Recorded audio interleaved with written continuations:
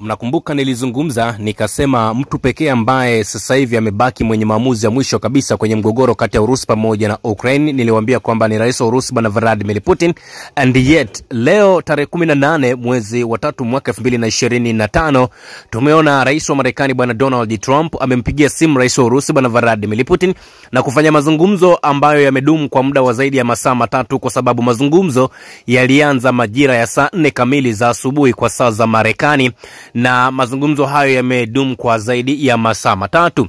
Sasa ni kawaida yetu, ni utaratibu wetu kuwaleteni hapa ndugu zetu familia juu ya yale ambayo yamezungumzwa, lakini kubwa zaidi ni masharti ambayo ameyatoa bwana Vladimir Putin katika kuhakikisha kwamba anamaliza mgogoro pamoja na Ukraine.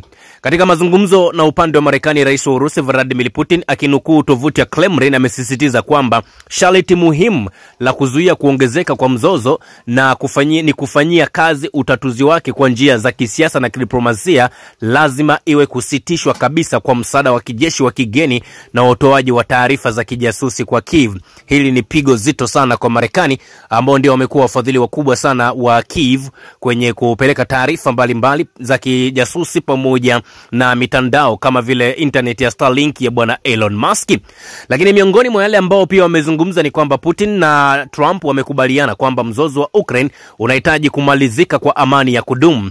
Lakini viongozi hao pia wawili wa dunia wamesisitiza haja ya kuboreshwa kwa uhusiano wa pande mbili kati ya Marekani pamoja na Urusi. Hiki ni kipengele ambacho mnakumbuka nimekuwa nikizungumza sana kwa siku kama 2-3 zilizopita.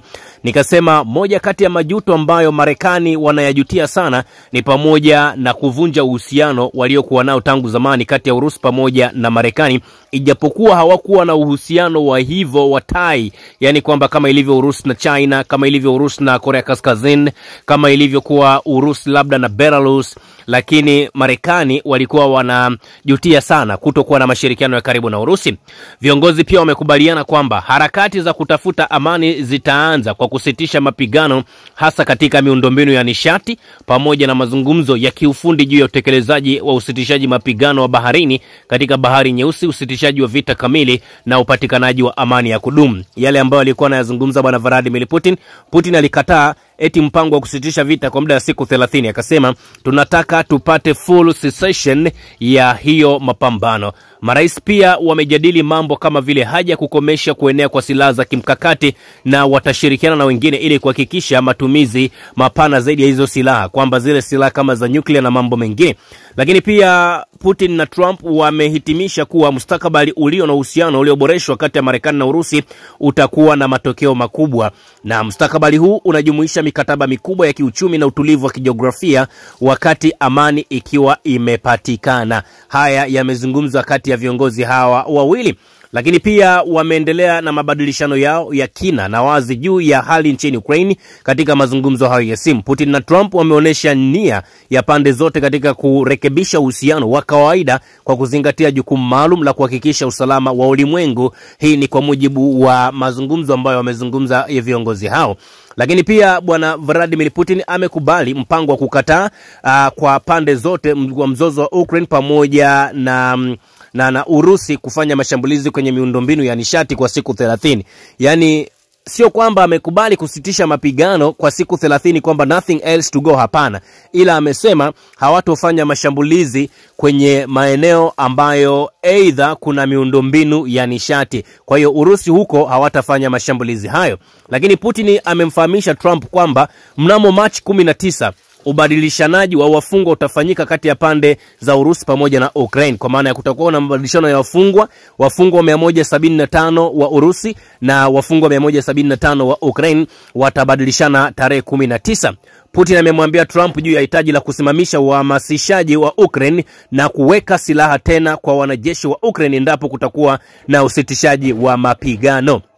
Kama ishara ya nia njema, Urusi itawahamishia Ukraine wanajeshi 23 wa kikosi cha wanajeshi wa Ukraine ambao wamejeruhiwa vibaya, ambao wanaendelea na matibabu katika shirikisho la Urusi. Kwa hiyo haya ni makubaliano mengine ambayo wamezungumza. Lakini pia shirikisho la Urusi lilibainisha hatari kubwa zinazohusiana na kutokuwa na uwezo wa kujadili hasa na serikali ya Kiev ambayo imeharibu mara kwa mara na kukiuka makubaliano ambayo yamewahi kuwa yamefikiwa. Bwana Vladimir Putin amemtahadharisha Bwana Donald Trump kwamba sitaki tuingie kwenye mazungumzo ikawa kama ilivyowahi kutokea kipindi cha nyuma. Hawa jamaa wakija kumpata mshirika tu mwingine wanamwambia bwana wewe endeleza tu hayo hayana maana, kwa hiyo wakaingia tena kwenye mgogoro. Hilo Bwana Vladimir Putin amesema sitaki kulisikia. Lakini pia serikali ya Urusi kupitia kwa Bwana Vladimir Putin wamevuta hisia za pande zote mbili kwenye mashambulizi ya kigaidi yaliyofanywa na wanamgambo wa Ukraine dhidi ya raia katika eneo la Kursk. Kwa maana ya Bwana Vladimir Putin amemwambia Trump juu ya kile ambacho kimefanywa na Ukraine eneo la Kursk, na kimsingi ni kwamba Donald Trump pamoja na Putin wamekubaliana kwamba tukio hilo lilikuwa ni tukio la kishenzi na Ukraine lazima iwajibike katika eneo hilo.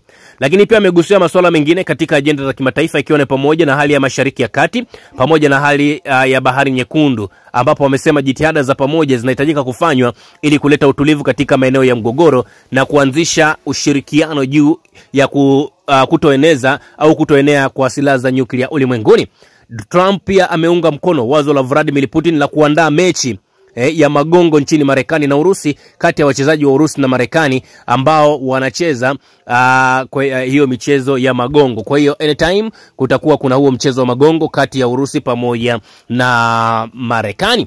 Sasa nimeona baada ya kufanyika hayo mazungumzo kupitia pale Marekani wamechapisha bandiko ambalo limetolewa, ambalo sasa hili ni tamko la pamoja kati ya Urusi pamoja na Marekani. Wakasema huu ni wito wa Rais Donald Trump pamoja na Rais Vladimir Putin. Leo Rais Trump na Rais Putin wamezungumza juu ya hitaji la amani na usitishaji mapigano katika vita Ukraine.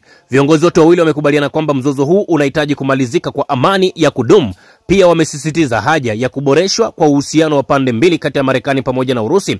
Damu na hazina ambayo Ukraine na Urusi zimekuwa zikitumia katika vita hivi zingetumiwa vyema zaidi kwa mahitaji ya watu wa Urusi pamoja na Ukraine.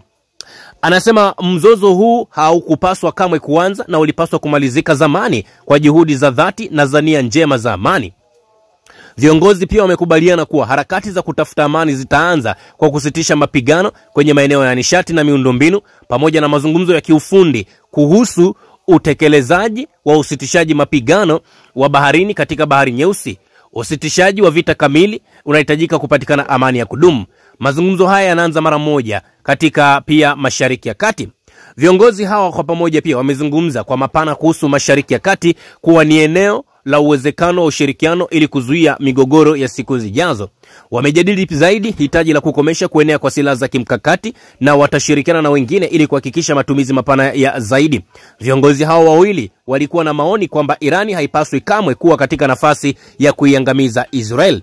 Viongozi wawili pia wamekubaliana kuwa mustakabali na uboreshwaji wa uhusiano wa pande mbili kati ya Marekani na Urusi una matokeo makubwa. Hii inajumuisha mikataba mikubwa ya kiuchumi pamoja na utulivu wa kijiografia ili kuweza kupatikana kwa amani. Kwa hiyo hiki ndicho ambacho kimejadiliwa, na nimeona kwenye page ya White House wameweza kuchapisha bandiko hilo ambalo linaonesha Marekani wamefurahishwa na kile ambacho kimezungumzwa na Rais wa Urusi Bwana Vladimir Putin, hasa kuhusiana na kusitisha hayo mapigano ambao tunasema ni cessation ya mapigano kwa muda wa siku 30. Ifahamike ni siku 30 katika maeneo ambayo kuna viwanda au maeneo ambayo kuna hizo nishati pamoja na mambo mengine.